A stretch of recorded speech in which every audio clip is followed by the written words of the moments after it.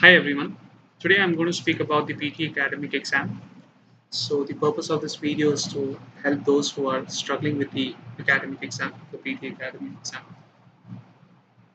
Lately I have met a lot of people who are finding a few sections in this exam a little difficult. So I thought that I will just put up this video, upload this video, explaining and giving a few tips and tricks that can help all of you who are watching this video. So before I get into that, I just wanted to give you a small overview of what this exam is about.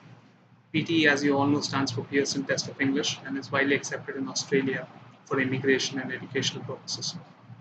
However, a lot of people are confused whether PTE is better or IELTS is better.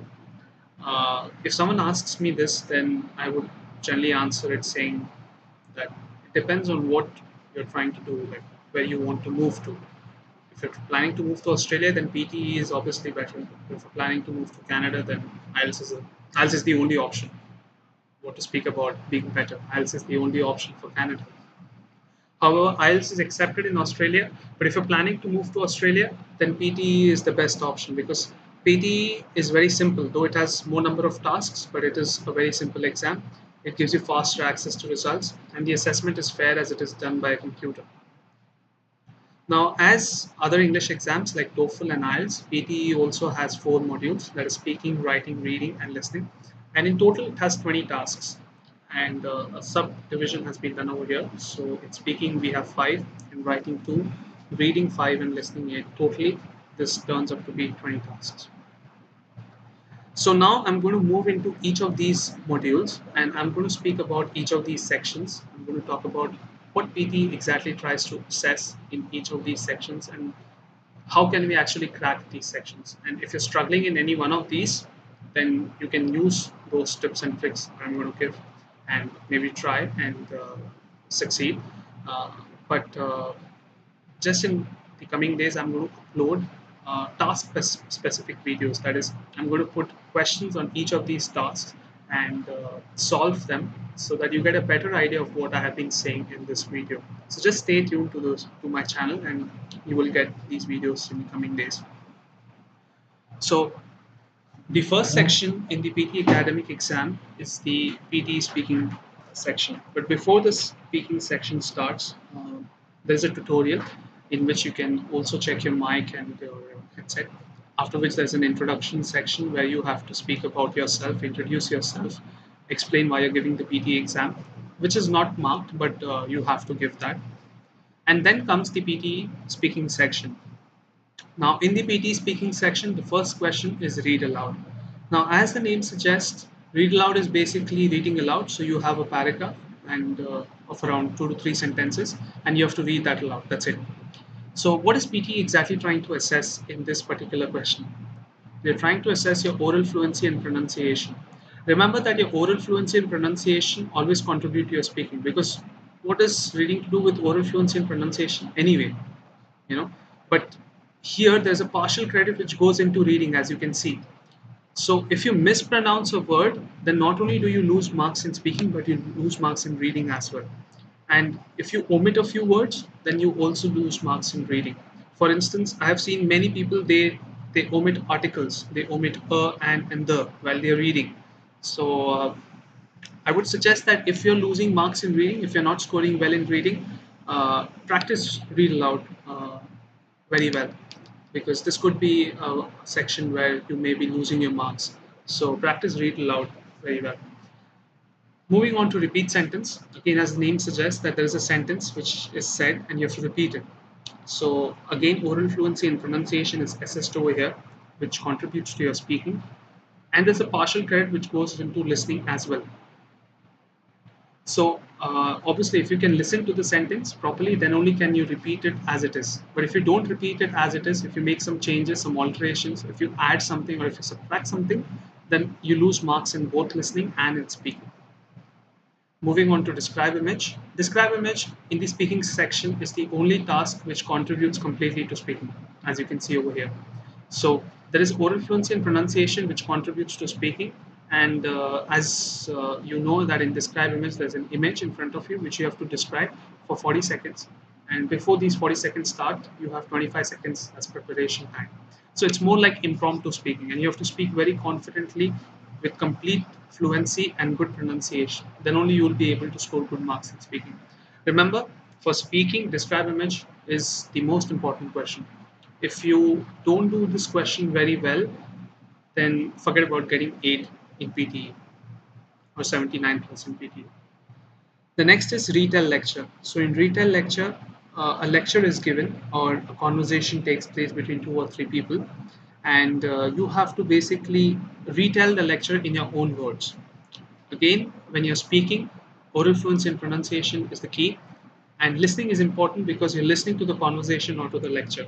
So if the lecture is about saving the environment and you speak about, say for instance, government policies, or for instance, elections happening in UK or in Australia or in India, there's no point because you're not listening to the right thing. So obviously you'll not get credit in speaking as well. So you have to listen carefully and speak what the topic is about. The last one in the speaking section is answer short questions.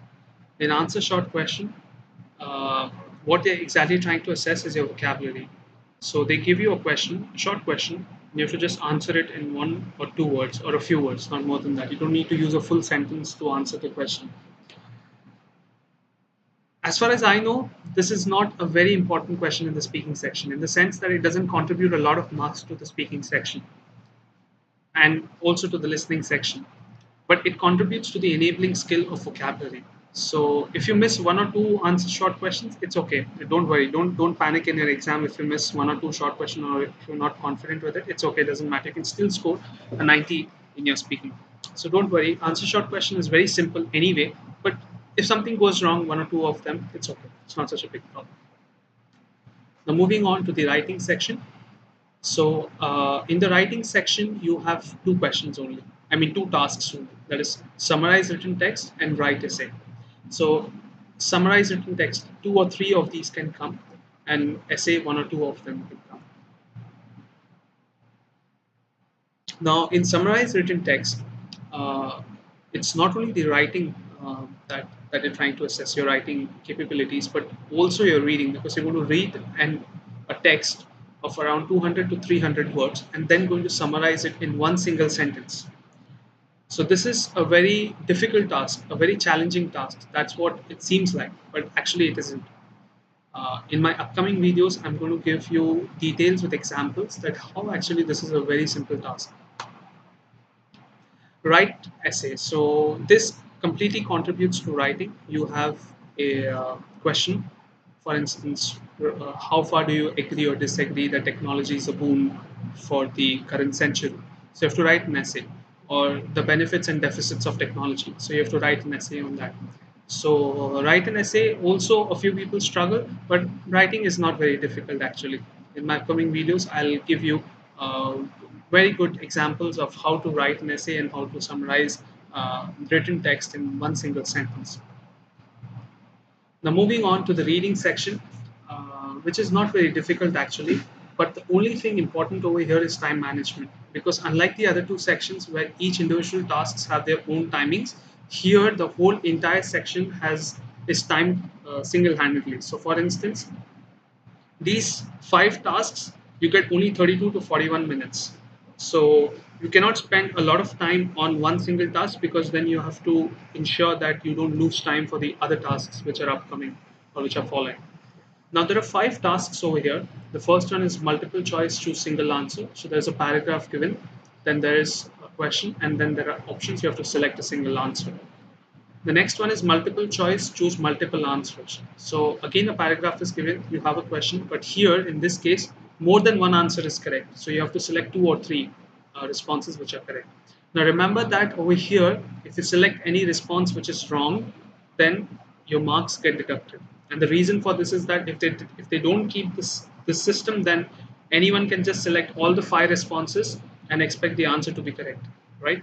But they're smart, so obviously they implemented this negative marking system in this particular question. The next is reorder paragraphs. So in reorder paragraphs, you have 4 to 5 jumbled up sentences from a paragraph, and you have to bring them in the correct order so that it makes sense as a complete whole paragraph. Now, many people struggle, and remember that this is a very essential question for your reading section. Generally, 2 to 3 reorder paragraphs come in an exam, and if you cannot do these correctly, forget about getting an 8 in an exam for sure, because this is very, very, very crucial for getting high scores in the reading section. If you're struggling in reading, maybe this could be one of the places where you have to work on. Now, the next one is reading fill in the blanks. So, in reading fill in the blanks, you have you have a paragraph, or maybe sometimes two paragraphs also, and certain blanks are missing, and you have options below these paragraphs where you have to select the right option and drag and drop them. The next one is reading and writing fill in the blanks. In this one, basically you have again a paragraph and there's a drop down menu wherever there is a blank, so you have to select the right option. So what is the difference between each of these two? Like, what is the difference between the fill in the blanks, the reading, and reading and writing fill in the blanks? In the reading fill in the blanks, they basically try to assess your grammar. How good is your grammar, with tense and stuff like that. Whereas in reading and writing, they mainly try to understand how good you are with collocations. For instance, paying attention. Paying attention is a collocation. Paying means to pay, like to give out money. But paying attention means to concentrate on a class or on a lecture. Like, you are right now paying attention to what I'm speaking. You're not paying any money to me, but you're paying attention. You cannot say paying concentration, because that's not a collocation. Collocation means a set of two words which is generally used in the English language together. Like, paying attention is a good example of collocation. So now moving on, after the reading section, you have a break time. So many people ask me whether I should take this break or I shouldn't take this break. What is the right strategy? Well, I generally say that it depends, because if you're already in the mood, then it's better not to take the break. Just continue with the listening section, the final section, and complete your test. But if you want to use the washroom, or if you want to smoke or something like that, which you think will disturb you later in the test, then better is to use this break time and complete those tasks, and then again come and sit and finish your listening section. So there is nothing right or wrong. There is no strategy. But I would generally recommend that if you are feeling okay to move on, then don't take the break. Just go on. Just move forward. Now, coming to the final section, which is the listening section. In this listening section, you can see that there are two parts. The first part is summarize spoken text. You may get 2 or 3 of these, and each question requires 10 minutes. So in total, depending on the number of items that come, you may be allotted 20 to 30 minutes. Once this section is over, the first part of the listening section, the second part starts. Now, in the second part, you have 7 tasks. And for these entire 7 tasks, like the reading section, you get only 23 to 28 minutes. Now, remember that in this 7 tasks, write from dictation is the most important. If you cannot reach till right from dictation, forget about scoring an 8 in the listening section. Trust me. If you miss this right from dictation, there is no chance that you can score an 8 in the listening section. For sure. Mark my words. So, starting from the first question, summarize spoken text. Basically, a lecture or a conversation happens, and you have to summarize. You have to hear, you have to listen, and then you have to summarize, and then you have to write it. This need not be in one single sentence, unlike the summarized written text. This could be in multiple sentences, but this gives credit in writing as well, because you're writing, so your grammar and vocabulary, your spelling, etc. is very important over here. So you have to make sure that you use the right grammar structures, your vocabulary should be apt, and your spellings should be correct. Now the next question is multiple choice, choose multiple answers. So in this particular question, you have an audio which is played, and then a question is asked from the audio. Below the question, you have 4 to 5 options, and more than one option is correct. So you have to select all the correct options. So remember to select the correct options only, because by chance, if you select the wrong options, then obviously you get negative marking. And I explained before that if you select, why did they implement this system? Because if you select all the options, then obviously you will expect that you will surely get the 2 correct or 3 correct, whichever are correct, and you'll get the marks. But they're smart enough, so they implemented the negative marking system. The next is fill in the blanks. So in the fill in the blanks section, there's a transcript of the audio, and the audio is played, and you have to fill in the blanks. So certain words are missing, so obviously you have to fill in the blanks. So that's what this particular question is about. The next one is highlight correct summary. So there's an audio which is played, and there are four summaries or three summaries of the audio which are given as options. You have to listen to the audio very carefully and then select the right option. Now remember, sometimes what they do is one of the options surely would be a part, a transcript of a part of the audio. So just to confuse you, but that may not be the right answer. A summary means which exactly explains each and every aspect of what has been spoken in the audio. For instance, you can say that the positive effects of, or the advantages and disadvantages of drinking soft drinks. The audio is about that. So maybe the audio starts about with the advantages. It speaks about the advantages, and then it speaks about, however, there are certain disadvantages also, and the disadvantages are A, B, C, D. It starts speaking about the disadvantages. But you will see one of the options will be a transcript of just the advantages.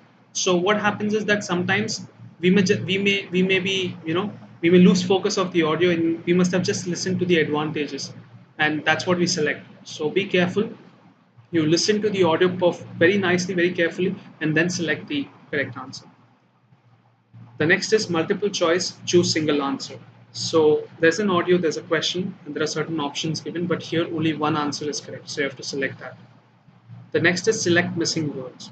So there's an audio which ends with a beep, and the actually that beep is supposed to be a group of words or a word which has been mentioned as options below. So you have to select the most perfect or the right one. The next question is highlight incorrect words. So over here, there's a transcript of the audio, but there are some changes in the transcript. A few words are not correct. So you have to highlight those incorrect words. Now, I know of a person who actually highlighted the whole paragraph thinking that he will get the correct, he will get the incorrect words highlighted as well. So he highlighted the whole paragraph. But guess what? If you highlight a wrong word, then you get negative marking, because this is the exact reason why PTE has done such negative marking systems, where they know that people can try to be over smart and try to crack in the, in the wrong ways. That's why they have implemented these negative marking systems. So remember that in multiple choice, multiple answers, in both reading and listening section, and in highlight incorrect words, there is negative marking. So you have to select the correct answer. If you select anything incorrect, then you lose marks. Better is to not select, just leave it, or select the correct option. The last one is write from dictation. So this is the most important question in the listening section. Please remember that. So what happens is basically a sentence is said and you have to write it as it is. So it's not very difficult, but it's very important. So if you miss this particular question, forget about scoring 8 in the exam. So this completes all the 4 modules of the PTE exam. So what's going to come up next? So my plan is that this is little impersonal, because I'm just sharing a few tips and tricks with each and every section. But without any examples, it becomes a little difficult to understand. So what am I going to do is basically I'm going to upload a few tasks with specific examples, and I'm going to solve those using the same tips and tricks, and uh, some detailed tricks also that I'm going to give in my further videos. So please stay tuned, and these videos will be coming pretty soon. Yeah, thank you so much and have a good day.